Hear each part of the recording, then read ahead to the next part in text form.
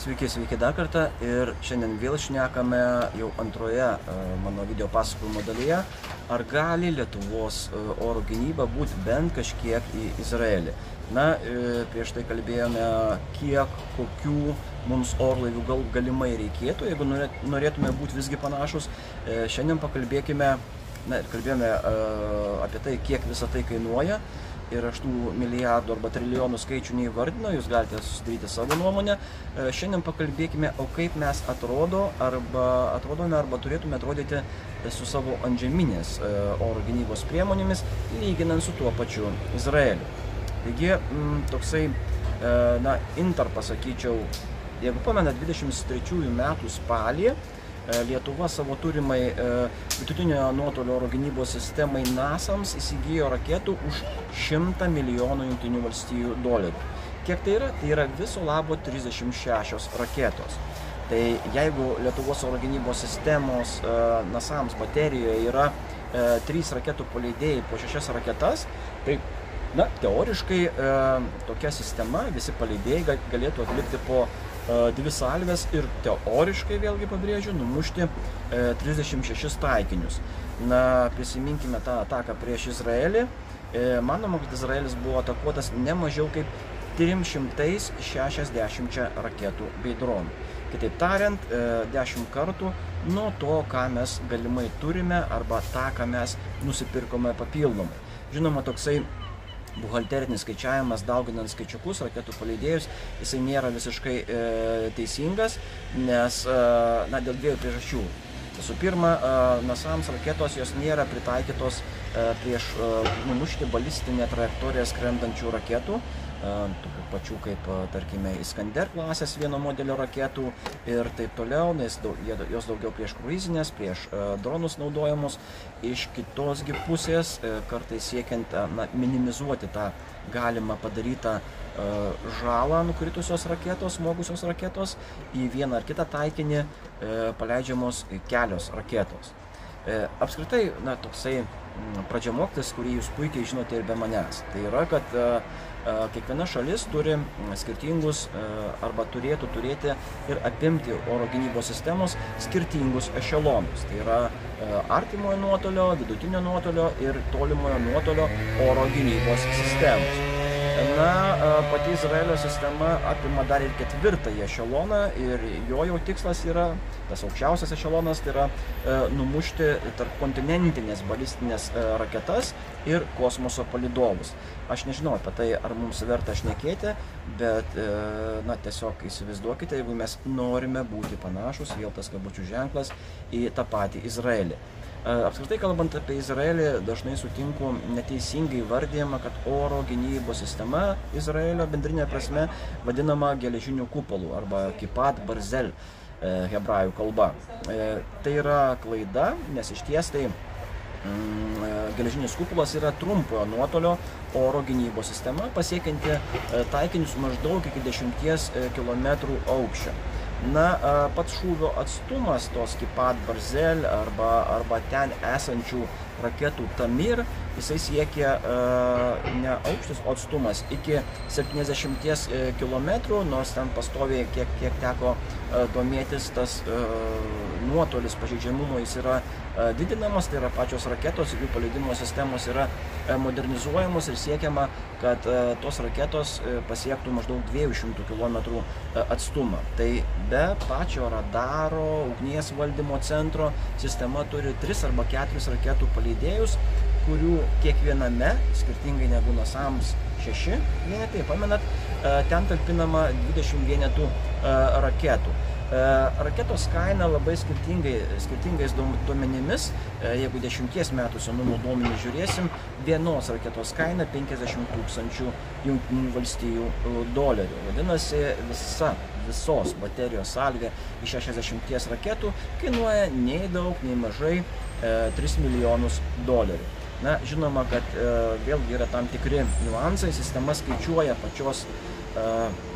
pačio atskrendančio taikinio, nesvarbu artilerijos sviedinių, nevaldomų raketų trajektorijas ir neatakuoja tų taikinių, kurios, tikėtina, tie taikiniai, tos raketos arba kita priemonė kris neapgyvendintose vietovėse, tačiau iš kitos pusės kartais į itin pavojingai skriejančius taikinius paleidžiamos kelios raketos.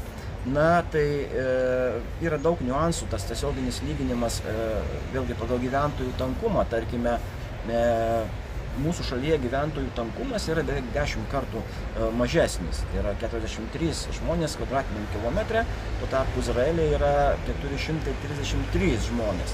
Tačiau vėlgi paėmus kitą dedamąją, tai yra, kad mūsų potencialaus priešo raketos, jos galimai būtų gerokai tikslesnės negu, ir savo poveikiu baisesnės arba didesnį žalą darančios, negu potencialaus priešo, aš kalbėsiu apie Hezbollah ar Hamas teroristinės organizacijas, leidžiamas raketas.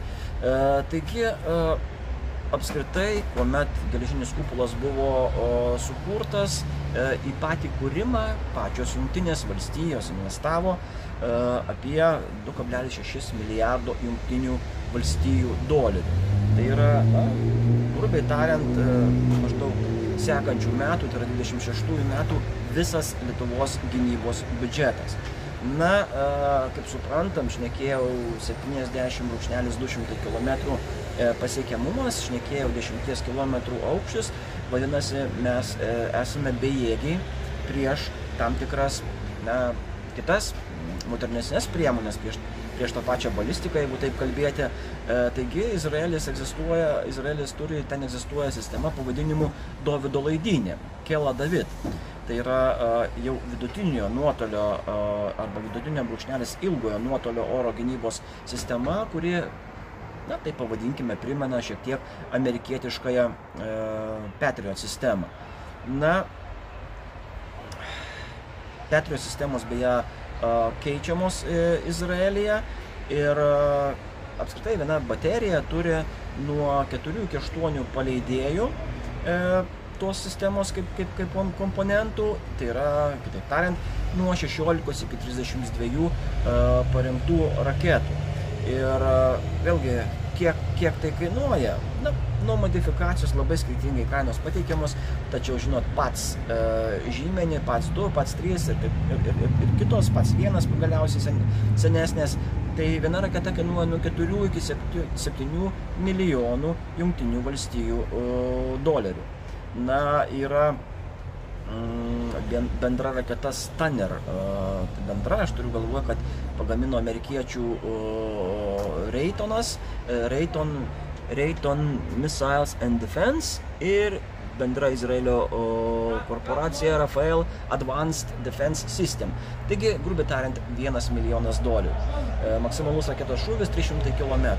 Bet kokiu atveju, net ir su vienu, o ne su 4-7 milijonais dolerių, mes turim $10 milijonų užtaisytą vieną Patriot bateriją. Dar ne viskas, kaip minėjau, Izraelis turi ir grinai ilgojo nuotolio sistemą, tai yra sistema Arrow, arba hebrajų kalba vadinasi HETS. Jos jau skirtos raketos arba sistemos skirtos šaudyti ir pasiekti taikinius už stratosferos ar netgi Karmano linijos ribų. Karmano linija, kaip žinot, yra ta riba, kuris skiria pačią Žemės atmosferą ir kosminę erdvę. Tam tarnauja iš tikrųjų sistema Arrow 3. Grubiai tariant, jos skirtos jau tikrai ne prieš Hamas ir Hezbollah teroristus, jos skirtos užtikrinti tam, kad joks bakteriologinis, cheminis, branduolinis ginklas nepatektų į pačią Izraelio teritoriją tiesiog ne tiek sprogimo, kiek ir numuštų skeveldrų pavidalų. Ir tiesiog vienos raketos kaina yra nuo 2 iki 3,5 milijono dolerių. Kiek mes surinkom dabar tų milijonų ir milijardų arba vėlgi trilijonų, jeigu mes norėtume būti ir šitoje vietoje kažkiek panašus į Izraelio oro gynybą. Tai atrodo lyg tai be šansų mums tą pasiekti, bet kokiu atveju pasakius A, reikia ištarti ir B, arba visuomet atsakyti į klausimą, tai ką daryti. Jeigu mes kalbėsime apie žemai skrendančius, apie lėtai skrendančius taikinius, o nebūtinai ir juos. Izraelis turi dar vieną sistemą, tai yra trumpo nuotolio sistema Iron Beam arba Keren Barzel hebrajų kalba. Tai yra lazerinė sistema, maždaug 100 kW lazeris ir jau jam pasiekiamas maždaug 10 km aukštis bei visos minosvaidžių minos, artilerijos sviediniai ir panašiai. Na, kaina skaičiuojama 100 plus tūkstančių Jungtinių Amerikos valstijų dolerių ir vieno užtaiso savikaina 2000 viso labo 2000 dolerių. Na, yra dar pusiau prototipo, pusiau jau ne visai, nes bandomos tos sistemos, pavyzdžiui, Light Blay arba Lahav Or hebrajų kalba. Ten sistema yra, jos šūvio lubos yra iki 2 km, tačiau savikaina, įsiklausykite, yra vos 4 Jungtinių Amerikos valstijų dolerių. Taigi, vertinant Lietuvos potencialą, jos norą numušinėti tuos dronus arba tiesiog tą artimo nuotolio gynybą, aš manau, kad apie šitą sistemą, ko gero, reikėtų taip pat pagalvoti.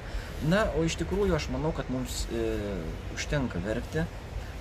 Tų pinigų mes daugiau ar mažiau turime, jau nėra 90-ieji, kuomet mes galėjome nusipirkti už visą krašto apsaugos biudžetą, galėjome nusipirkti nepilną, ne visai pilnos komplektacijos vieną F-16 orlaivį.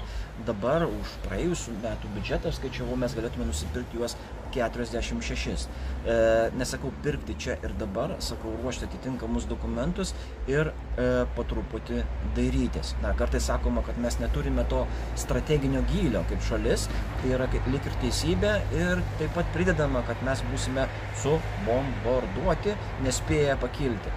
Aš tik priminsiu, kad mes esame NATO nariai ir tas strateginis gylis mums tęsiasi labai toli. Tarkime, Gotlando saloje esantis Visbio oro uostas, jisai puikiai gali priimti tiek tuos pačius F-16, tiek mano tuos mylimukus, kuriuos aš tikiuosi pamatyti su dvigubais Jogailaičių kryžiais, tai yra švediškus Gripen naikintuvus. Na, kai bus, pamatysime. Tiesiog primenu, kad Izraelis yra plotų gerokai mažesnis už Lietuvą. Jisai turi 600 orlaivių. Singapūras yra visiškai nykštukas. Visiškas nykštukas. Jis turi 100 orlaivių. Taigi, užteks verkti, imamės darbo. Iki pasimatymo, iki sekančių susitikimų.